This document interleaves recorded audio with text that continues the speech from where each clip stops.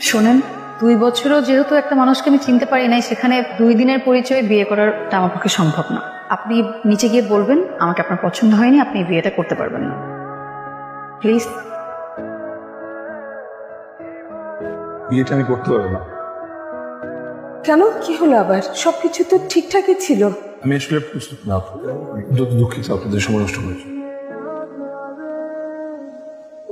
আমার মনে হয় এটা তোমার মেয়ের কাজ।